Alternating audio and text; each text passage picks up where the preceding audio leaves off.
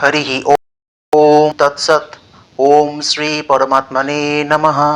ओम नमो भगवते वासुदेवाय। ओम नमो भगवते वासुदेवाय। ओम नमो भगवते वासुदेवाय। जय परमेश्वर भगवान श्री कृष्ण। नमस्कार, আমি সৌরভ শেঠ। সংস্কৃত লাভার্স এই চ্যানেলে সকলকে স্বাগত জানাই। তো আমরা ইতিমধ্যে সকলেই জেনে গেছি যে বর্তমানে আমাদের সারা বিশ্বব্যাপী যে মহৎ কর্মকাণ্ড আয়োজিত হচ্ছে সর্বত্র, বিশেষ করে মূলত সনাতন ধর্মাবলম্বীদের জন্য বিভিন্ন রকম মঠ মন্দিরগুলিতে গীতা জয়ন্তী উৎসব পালিত হয়। তো আমরা সকলে গীতা সম্পর্কে কম বেশি জানি। তো আসুন একটু আমরা ডিটেলসে জেনে নিই বিষয়টি কেমন ছিল। প্রথমে আমরা সকলে জানি শ্রীমদ্ ভগবত গীতা ভগবান শ্রীকৃষ্ণের পরম মুখ নিঃসৃত বাণী। কুরুক্ষেত্রের যুদ্ধে রণাঙ্গনে ভগবান শ্রীকৃষ্ণ তার সবচেয়ে সর্বশ্রেষ্ঠ যে ভক্ত অর্জুন, তাকে উপদেশ তিনি দিচ্ছেন, তাকে দিব্য চক্ষু দর্শন করা, দিব্য চক্ষু তাকে দান করে তিনি ভগবান শ্রীকৃষ্ণ তিনি বিশ্ব দর্শন, তাই না? তাহলে এই যে গীতা, গীতা হচ্ছে ভগবান শ্রীকৃষ্ণের, আমাদের সনাতন ধর্মাবলম্বীদের জন্য এই গীতা হচ্ছে পরম একটা সম্পদ বলা যেতে পারে। পরম সম্পদ বলা হয় সর্বপৌনিষদ গাব দগ্ধা গোপাল নন্দনঃ পার্থবৎস সুধীর ভোক্তা দুগ্ধম গীতামৃতম মহৎ। অর্থাৎ এই গীতা, এই গীতাটা হচ্ছে পরমেশ্বর মানে ভগবান তিনি বলছেন এই গীতা হচ্ছে কীরকম অমৃতরূপ দুগ্ধের মতো, যেটি পার্থবৎস অর্থাৎ বৎস মানে কি বাছুর হিসেবে বা বাছুর রূপে অর্জুন সেটাকে কি করছেন, পান করছেন, তাই তো। আর ভগবান শ্রীকৃষ্ণ তিনি দোহন করছেন, দুগ্ধ দোহন করা হয়, তাহলে দুগ্ধ দোহন করছেন ভগবান শ্রীকৃষ্ণ। আর পার্থ অর্থাৎ অর্জুন তিনি কি করছেন, দুগ্ধটা পান করছেন। আর আমরা অর্থাৎ সুধীজনের কাছে কি করছি, আমরা সেটাকে ভোগ করছি, তাই না। আমরা সকলেই জানি যে শ্রীমদ্ ভগবদ গীতা 700 শ্লোক রয়েছে এখানে, তাই এই অপর নাম সপ্তশতী বলা হয়, 700 শ্লোকাত্মক। তো আসুন আমরা জেনে নিই এই যে শ্রীমদ্ ভগবদ গীতা ভগবান শ্রীকৃষ্ণ তিনি পরম উপদেশ দিচ্ছেন।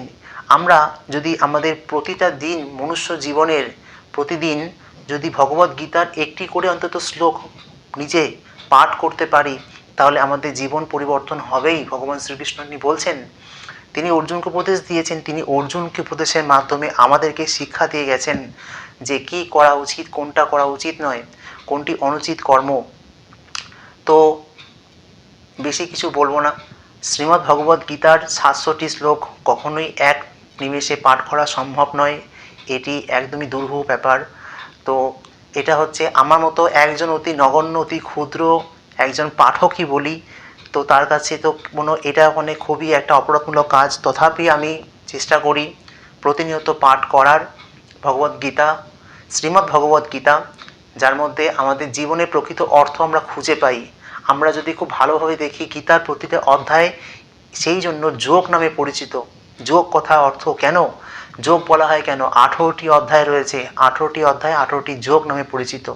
প্রতিটি অধ্যায়ে কিন্তু কোনো না কোনো বিশেষ কিন্তু তাৎপর্য, বিশেষ দিককে নির্দেশ করছে। সকল উপনিষদের সার স্বরূপ বলা হয় এই শ্রীমদ্ ভগবদ গীতা। অর্থাৎ আমরা যদি কেউ উপনিষদ না পড়ি বা উপনিষদ পড়তে আমাদের যদি কোনো রকম কষ্টসাধ্য বিষয় হয়ে থাকে, কিন্তু যদি কোনো ব্যক্তি কেবলমাত্র শুধু শ্রীমদ্ ভগবদ গীতা পাঠ করে থাকেন তিনি, তাহলে সমগ্র উপনিষদে সমগ্র শাস্ত্র বেদ আদি পুরাণ যা কিছু বলা হয়েছে তার একটা জিস্ট বলতে পারি আমরা গীতা। সমস্ত কিছু আমাদের গীতার মধ্যে কিন্তু প্রাপ্ত আছে। গীতার মধ্যে আমরা সকলে সব কিছু পাই। গীতাটা এমনই বিষয় যেখানে সমস্ত বেদ দর্শন উপনিষদ পুরাণ সাহিত্য সব কিছুই সৃষ্টি, যা কিছু সৃষ্টি তত্ত্ব যদি আমরা বলি যে অথাত ব্রহ্ম জিজ্ঞাসা, যে আমি কে, আমি কোথা থেকে আসলাম, আমার উৎস কি ছিল, আমি যে এই পঞ্চভূতের নিমিত্ত যে শরীরটা ক্ষিতি অব তেজ মরুদ্রম, এই শরীর তো নশ্বর, এই শরীর একসময় নাশপ্রাপ্ত হয়ে যাবে, কিন্তু আমার সেই যে পরমাত্মার সহিত আমার যে সম্বন্ধ, পরমাত্মা আমরা যে অংশ জীবাত্মা, সেই যে তত্ত্ব, সেই সৃষ্টিতত্ত্ব, সেই হিরণ্যগর্ভ, সেই তত্ত্ব আমরা কোথা থেকে জানতে পারবো, শ্রীমদ্ ভগবদ গীতা অধ্যয়ন করলে। তো আসুন আমরা এই গীতা জয়ন্তীর উৎসবে অন্তত প্রত্যেকে প্রত্যেকে ঘরেই আশা করছি প্রত্যেকে গীতা রয়েছে, অথবা কোনো না কোনো সোর্স যদি আমার ইচ্ছা থাকে তাহলে আমরা পাঠ করতে পারি। আমরা এই অন্তত ভগবান শ্রীকৃষ্ণ ঠিক এই সময়ে কুরুক্ষেত্রের যুদ্ধ চলাকালীন 18 দিন ব্যাপী যে যুদ্ধ হয়েছিল ভগবান শ্রীকৃষ্ণ অর্জুনকে, এই সময় এই মুহূর্তে এই ক্ষণেই তিনি ভগবদ গীতার উপদেশ দান করেছিলেন। তো সেই 5000 বছর আগে থেকে সেই গীতার বাণী প্রচারিত হয়ে আসছে এবং বিভিন্ন সাধু সন্ত মুনি ঋষিরা তার যে প্রতিটা ধ্বনি তাদের মধ্যে তারা জীবনে প্রয়োগ করেছেন। তো আসুন আমরা এখানে গীতার সর্বমোট 3টি শ্লোক নিয়ে ব্যাখ্যা করব। সামান্য আমার যেতটুকুনি জ্ঞান আছে, যদি কোনো ভুল ত্রুটি হয়ে থাকে আমাকে মার্জনা করবেন। আমি নিজ ব্যাখ্যার দ্বারা একটু বোঝানোর চেষ্টা করছি, যেহেতু এ কোনো ব্যাখ্যা হয় না, ভগবান শ্রীকৃষ্ণ বলে গেছেন, তার উপর কোনো কিছু এর কোনো বিরক্তি কোনো কিছু থাকে না। তথাপি আমি চেষ্টা করছি আপনাদেরকে সঠিকভাবে বোঝানোর। যদি কোনো ভুল ত্রুটি হয় আমাকে মার্জনা করবেন। তো আসুন দেখে নিই। আমরা জানি শ্রীমদ্ ভগবদ গীতার 18টি অধ্যায় রয়েছে, 18টি অধ্যায় 18টি যোগ নামে পরিচিত।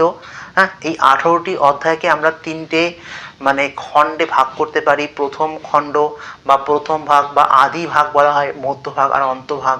এবং যদি বলা হয় সমগ্র ভগবদ গীতার যদি জিস্ট বা সারাংশ আমরা কোথায় পাবো, সেটি পাবো দ্বিতীয় অধ্যায় সাংখ্যযোগে। সাংখ্যযোগ যদি কেউ অধ্যয়ন করে থাকেন, কেবলমাত্র সাংখ্যযোগে যে কটি আমাদের শ্লোক আমরা পাই সেটি সমগ্র ভগবদ্গীতার কিন্তু সারাংশ। তো আসুন আমরা দেখে নিই। প্রথম যে এখানে মন্ত্রটি বলছি, আমি শ্লোক বলি মন্ত্রই বলি, যাই বলি না কেন, এই প্রথম যে শ্লোকটি ভগবান শ্রীকৃষ্ণ তিনি অর্জুনকে বলছেন, সর্বধর্মান পরিত্যাজ্য মাম একম শরণম ব্রজ অহম ত্বাম সর্বপাপেভ্যো মোক্ষয়িষ্যামি মা শুচঃ। এটি অষ্টাদশ অধ্যায় মোক্ষ যোগে রয়েছেন, অর্থাৎ অন্তিম অধ্যায়। সেখানে 66 নম্বর যে শ্লোক, এখানে ভগবান শ্রীকৃষ্ণ তিনি কি বলছেন অর্জুনকে, তিনি বলছেন সর্বধর্মান পরিত্যাজ্য, তুমি সকল ধর্ম পরিত্যাগ করো, পরিত্যাগ করে মাম একম শরণম ব্রজ, তুমি কেবলমাত্র একজন, কেবলমাত্র আমার শরণাপন্ন হও। তাহলে কি, অহম ত্বাম সর্ব পাপেভ্যো মোক্ষয়িষ্যামি, আমি তোমাকে সমস্ত পাপ থেকে মুক্ত করব। মা শুচঃ, তুমি এই বিষয়ে কোনো রকম শোক করো না। এই যে সর্বধর্মান, সকল ধর্ম বলতে আমরা দেখতে পেয়েছি ভগবতকে ভগবান শ্রীকৃষ্ণ চতুরাশ্রম প্রথা, বর্ণাশ্রম প্রথা, সকল ধর্ম, কোন বর্ণে মানুষ কেমন হবে তার সমস্ত প্রকৃতি তিনি তুলে ধরেছেন অর্জুনের সামনে।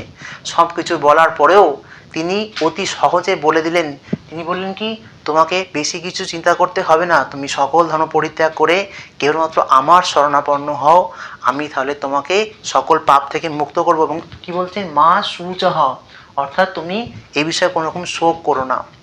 আরও একটি প্রসিদ্ধ শ্লোক যদি বলি আমরা, সেটি হচ্ছে মন মানা ভাব মদ ভক্ত মদ ইয়াজি মাম নমস্কুরু মাম এব এষ্যসি যুক্ত এবং আত্মনা মত পরায়ণঃ। এটি নবম অধ্যায় রয়েছে, অর্থাৎ রাজগুহ্য যোগ, 39 নম্বর শ্লোক। এটি পরম গোপনীয় জ্ঞান তিনি দান করছেন। এই অধ্যায়ে অর্জুনকে তিনি পরম গোপনীয় জ্ঞান দান করছেন, পরম গোপন জ্ঞান, হ্যাঁ, যা থেকে আমাদের এই জড় দেহ থেকে মুক্তি হবে চিরতরের জন্য। সেই যে মোক্ষ, আমাদের যে রাজগুহ্য যোগ, পরম গোপনীয় জ্ঞান দান করছেন। তিনি বলছেন কি, মন মানা ভাব মদ ভক্ত মদ ইয়াজি মাম নমস্কুরু, মানে কি, মন মানা ভাব অর্থাৎ মদগত চিত্ত হও আমার প্রতি। ভগবান কৃষ্ণ অর্জুনকে বলছেন, মদ ভক্ত, তুমি আমার ভক্ত হও, মত ইয়াজি মাম নমস্কুরু, তুমি আমাকে নমস্কার করো, মাম এব এষ্যসি, তুমি নিশ্চয়ই আমাকেই প্রাপ্ত হবে, যুক্ত এবং আত্মনাম মত পরায়ণঃ। অর্থাৎ ভগবান শ্রীকৃষ্ণ তিনি বলছেন যে তুমি আমার ভক্ত হও, আমাকে নমস্কার করো, আমার পূজা করো, তাহলে তুমি নিশ্চয়ই আমাতেই প্রাপ্ত হবে। অর্থাৎ আমরা সকলেই পরমেশ্বর ভগবানের গোলক ধামে আমরা নিশ্চিতভাবে পৌঁছতে পারবো। তো তথাপি আরও একটি শ্লোক, যেটি খুবই প্রসিদ্ধ শ্লোক গীতাতে, খুব প্রতি পদে আমরা দেখি। তিনি বলছেন, পরিত্রাণায় সাধুনাম বিনাশায় চ দুষ্কৃতম ধর্ম সংস্থাপনার্থায় সম্ভবামি যুগে যুগে। এটি আছে 4 নম্বর, অর্থাৎ কি, জ্ঞান যোগ, 4র্থ অধ্যায় 8 নম্বর যে শ্লোক। ভগবান শ্রীকৃষ্ণ কি বললেন, বলছেন আমি সাধুদের পরিত্রাণ করার উদ্দেশ্যে, এই যে বর্তমানে যা কিছু পরিস্থিতি চলছে, সাধুদের উপর ভীষণভাবে আক্রমণ করা হচ্ছে, সর্বক্ষেত্রে দেখতে পাচ্ছি সাধু সন্ন্যাসীরা বারবার তারা কি হচ্ছেন, তারা কিন্তু আক্রান্ত হচ্ছেন বিভিন্নভাবে, কিন্তু তাদের আক্রমণ করা হচ্ছে। তো তিনি বলছেন যে পরিত্রাণায় সাধনম, তিনি সাধুদের পরিত্রাণ করার উদ্দেশ্যে, বিনাশায় চ দুষ্কৃতাম, দুষ্ট ব্যক্তিদের দমনের জন্য, এবং ধর্ম সংস্থাপনার্থায়, ধর্ম যেখানে সেখানেই ভগবান শ্রীকৃষ্ণ, ধর্ম সংস্থাপনার জন্য তিনি কি করছেন, সম্ভবামি মানে কি, তিনি অবতীর্ণ হন যুগে যুগে, মানে প্রতি যুগে। আচ্ছা, এখন বিষয় বলতে হবে যে ভগবান শ্রীকৃষ্ণ প্রতি যুগে কি আসেন? না, ভগবান শ্রীকৃষ্ণ, হ্যাঁ, মানে আমাদের যে 1000 চতুর্যুগ রয়েছে, 4টে যুগ তোমরা জানি যে কি না, সত্য, ত্রেতা, দাপর, কলি, এই 4টে যুগ 1000 বার যদি রোটেট করে তাহলে সেখানে ব্রহ্মার একটা দিন হয়। তাই ব্রহ্মার একদিনে ভগবান মাত্র একবার আসেন, এমন বলা হচ্ছে বিষয় সম্পর্কে। তো সেই সময় ভগবান এসে যখন আমাদের এই জগতে মর্তে যখন পাপের পুরো একদম পরিপূর্ণ হয়ে যায়, তো তখন ভগবান শ্রীকৃষ্ণ স্বয়ং এসেন, তিনি সাধুদেরকে উদ্ধার করেন, দুষ্টদেরকে নাশ করেন এবং ধর্ম সংস্থাপন করেন বিভিন্ন মাধ্যমে। এবং তিনি স্বয়ং নিজেও আসে এবং তার যে সমস্ত তিনি অবতার রূপে আছেন, হ্যাঁ, তার যে দশম অবতার রয়েছে, কুর্ম, বরাহ, নৃসিংহ আদি, নারায়ণ আদি, যে সমস্ত তার যে রাম আদি যে সমস্ত ইয়েগুলি রয়েছে অবতার, সেই রূপে তিনি অবতীর্ণ হয়ে জগৎকে উদ্ধার করেন। তো এই হচ্ছে ভগবদ্গীতা। আপনারা প্রত্যেকে বাড়িতে প্রতিদিন অন্তত একটা করে গীতার শ্লোক অবশ্যই পাঠ করুন, দেখবেন খুব ভালো লাগবে। সকলে খুব ভালো থাকবেন। সকলকে পুনরায় আমাদের শ্রীমদ্ ভগবদ্ গীতা, আমাদের যে সনাতন ধর্মদের জন্য, সনাতন ধর্মাবলম্বীদের জন্য একটা যে অ্যাসেট এই গীতা, এই গীতার যে জয়ন্তী এখন চলছে, সেই গীতা উৎসবে সকলকে জানে আমি সশ্রদ্ধ শুভেচ্ছা, ভালোবাসা এবং আমার প্রণাম। যদি কোনো আমি ভুল ত্রুটি করে থাকি আমাকে মার্জনা করবেন। সকলে খুব ভালো থাকুন।